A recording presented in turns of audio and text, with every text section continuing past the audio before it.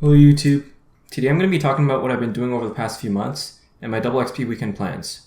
So why am I making a video on this? Well, to me it's been a roller coaster ride over this past summer, and so I'll be talking about what I've actually done over that time. So to start off, I finished my 4th semester of college back in May. I think it was 4th, I don't know whether it's 4th or 5th, but I'm currently in software engineering for those who are wondering. So once I took my break, I started making videos since I had more time. Now you may think I should have had a lot more time for Runescape and YouTube, right? And even though I thought the same too, especially with how I kicked off the break with 2 videos back to back. But unfortunately, for some reason, my laptop just broke down, and RuneScape wouldn't run smoothly anymore. So yeah, the huge problem was I couldn't record videos with 25 FPS. So I spent the next 2 months not making many videos, but actually doing Slayer, as I wanted to see how much my tab would be worth by the time I reached level 120. Well, virtual level 120 I mean. But then my FPS fell below 20 once again. Of course, I could have used NXT, because it had higher FPS, I think it was like 30 or something. But then it crashed too often on my laptops, so I was pretty much forced to stick back to Java. And even to this day, I still use Java, because I don't know, I guess the graphics look better in Java. Maybe because I didn't want to risk dealing with any broken game mechanics. I don't know, I may sound a little insecure here, but in the future I think I'll plan on using NXT, once most of the game breaking issues are fixed. So anyways, I achieved 120 Slayer in early June, and I got 300 mil worth of loot, which is really nice because I could use that to fund my buyable skills for double XP weekend. For most of June I was really depressed because, well, I don't actually know why actually. Oh yeah, I remember, I think I was stressed for a few reasons. Well, first, my computer kept lagging on RuneScape, and then another reason was I planned on leaving my clan. And I also felt burned out from RuneScape as well. I just lost my motivation to play, and I didn't really go on much except for dailies. Yeah, I just couldn't believe it. After being 2 years in my clan, especially being offered to join bigger ones and more high level ones, I just rejected them all. But what caused me to leave was the original part of God's Chaos, or as Misfits as it was called, have actually left. Now those who left formed a new clan, and it took me a few weeks to decide whether I was going to join or not, but in the end I chose to join anyways. But what really prevented me from joining was, I've been there for a really long time. I mean the God's Chaos, being the highest XP gainer, almost 20k and having almost 90k anagogic orbs. I was really thinking something could have been done, because it was mostly because of leadership inactivity. One guy who was a really close friend of Garacello just wanted leadership really badly, and he actually demonstrated his amazing leadership skills. Sorry, my tongue was a little off.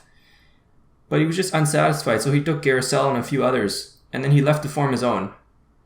And even to this day, yeah, I still miss that old clan, the good glory days. So yes, that was a lot of stress already. So then when I joined, I met a bunch of new people. Now I'm going to move on to the next part. So I was really thinking of building my own computer. Now this idea originally came from my friend who was really good at PC, because if I wanted a computer for a cheap price, I could just build it, right? And so I started to do a lot of research on how to build PC. It's really confusing and intimidating at first.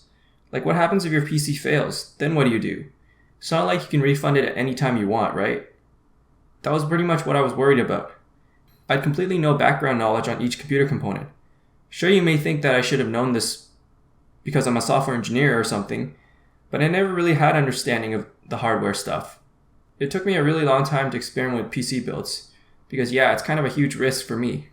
I use a subreddit called Build a PC, where you can pretty much ask simple questions every day from their sticky thread, and they'll answer it for you. Everyone's nice there, so they taught me how to use PC Part Picker website, which is basically where you pick all kinds of PC parts, and it will list the prices of each one. But actually, before I use the subreddit, I Googled up this YouTuber named Austin Evans, who showed his Boson build for around $350. It may look cheap, but I didn't really trust it for some reason. It had a few key missing parts. I couldn't exactly remember what was the problem, but I guess the CPU and GPU weren't actually the best choices for, its value. So after a couple of build proposals and reviews, I finally made my decision on which one to use. So I ordered them from NCIX in Direct Canada, and it took almost a week for them to arrive. NCIX only took a day or two, but Direct Canada takes so long. Almost a week, since I ordered it, of course. Now the total price of these parts are around $700. So once they finally arrived, I started to assemble them, but it was really confusing at first. Of course, it's not really hard at the end, but still. I used the video tutorial from Newegg YouTube channel to guide me out. So finally, after I assembled the parts, which took me around 3 hours, I then installed every piece of software I needed, including my Sony Vegas Pro editor. So after a month and a half, I finally built this PC. And I'm proud that even a noob like me can get this all done. However, more problems came by. Well, first, I had no internet, so I had to use my Wi-Fi adapter for my laptop. That did work, but then after a while, it caused a lot of unstable internet connections. I mean, a desktop like this is certainly going to overkill a Wi-Fi adapter. And so I was really forced to just avoid playing RuneScape, aside from dailies for a couple of days before I found some Ethernet cables in my basement. It was really hot and humid at the end of July. So yeah, it was really tedious to link all the cables all the way downstairs to my living room router. So anyways, now that I got my internet back, I finally got to make videos again. Or did I? No, I don't think so. No, actually I encountered another problem. Originally I used a mic headset, but it wouldn't work for my new PC. Now for some reason I tried to fix it. It was probably my mic support problem, and it just wouldn't work to fix. So instead what I ended up doing was buying a new microphone called the Blue Snowball for like $69. But this time it's basically a USB microphone, so I don't have to worry about my sound jack if it didn't work. At first, I noticed it seems to have a lot of buzzing and static noise, so I made Muskpa Scrolls video, which I sound really quiet, because I was supposed to speak from 6 to 8 inches away.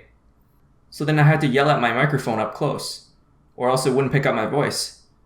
But that sounded really stupid, for some reason. I don't know why, because, well, probably when you yell at a microphone, it will cause a lot of popping noise. But then I did a little research, and I found a brilliant solution. All I needed to do was just use Audacity, the program I normally use for video editing, audio editing, and then I just hit the normalize option, and then it'll increase the volume. Then I also hit noise reduction, which removes most of the electric buzzing. So I applied this change to Ornate Turtle's guide, and it really worked very well. I got around 30 subscribers off that video alone, which was like the most I got in a single video. I'm proud of what I did, really. It's always a good thing when you progress, right? But unfortunately, later in August, I didn't have the time to make videos. The problem was, every time I wanted to make a video, I just didn't have the time. But then every time I had the opportunity to make a video, I just didn't have the mood. But then I had to help my parents with their business, which creates architectural model LED lights. So pretty much when your client asks you to install lights on their model or something, you just do it. And they pay you a lot of money. But the problem was, it was really inconsistent and time consuming. So it's like one day you're not getting any work, but then another day it suddenly gets thrown at you, and then I have to complete it all by the end of the day. Or else, I don't know, the entirety of the project would be screwed. But on days where I was completely free, I just didn't always have the mood to grind Slayer for like 5 to 10 hours straight. So I was sometimes bored. I mean, I can't all of a sudden just play that much and then not play at all because I haven't played 10 hours for a while, right? Okay, so I'm going to get in more detail of my family business, but not too much detail maybe. So basically, we receive all the boards, which was like 50 at a time or something, and then we install LEDs with them. But it's not as easy as it looks. I mean, there's a lot of smelting in it. Hold on, did I say smelting? I mean like, soldering, that's the right word. Yeah. Basically, you just melt this piece of metal on the board and then stick the light on it and let it cool off and then test it, right? But yeah, that was how the project worked. Finally, by the time August was over, all the projects were finished, but school was about to start.